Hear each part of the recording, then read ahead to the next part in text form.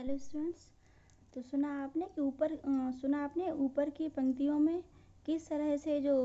सहेलियां हैं, सखी सहेलियां हैं, कठपुतली की जो दूसरी सहेलियां हैं वो भी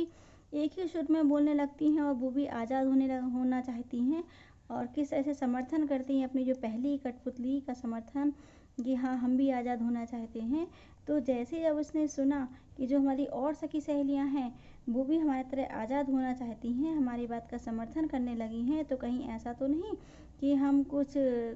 जल्दबाजी में आकर गलत निर्णय लेने जा रहा है। तो आगे की पंक्तियों में हम समझेंगे कि जो पहली कठपुतली थी उसका जो मन विचार थे किस तरह से बदलने लगते हैं। मगर पहली कठपुतली सोचने लगी, ये कैसी इच्छा मेरे मन में जगी। जो पहली कठपुतली थी, जैसे ही उसने सुना कि जो हमारी दूसरी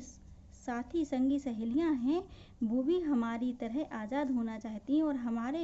इस डिसीजन से, हमारे इस निर्णय से किस तरह से वो समर्थन दे रही हैं, तो उसके मन में अचानक ख्याल आ जाता है कि कहीं ऐसा तो नहीं हम जल्दबाजी कर रहे हैं, क्योंकि हम जो अपने कार्य की जिम्मेदारी तो वो स्वयं ले सकती है, लेकिन दूसरे की आज़ादी का जिम्मेदारी वो कैसे ले सकती है। क्योंकि उसके मन में ये विचार आ गया कि यदि हम तो आज़ाद हो गए तो हम अपने तरीके से तो काम को पूर्ण कर सकते हैं, लेकिन जो दूसरी कठपुतलियाँ हैं कहीं वो हमारी तरह काम आगे कर पाएंगी या स्वतंत्र रह पाएंगी या नहीं। क्योंकि विद्रोह करना, किसी बात की आज़ादी के लिए विद्रोह करना तो बहुत आसान होता है, लेकिन उस बात पर डटे रहना, अपनी आज़ादी को कायम रखना, उस मुकाम तक बनाए रखना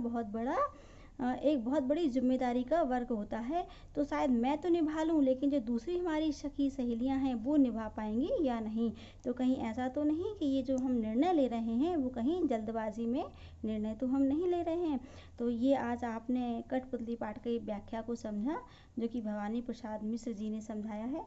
और ऐसे बच्चों को समझाया है, ऐसे लोगों को शिक्षा दी है इस कविता के माध्यम से कि जो लोग पल में डिसीजन लेते हैं और पल में ही उनको ऐसा फील होने लगता है कि कहीं हम ये निर्णय जल्दबाजी में तो नहीं ले रहे हैं, और वो अपना निर्णय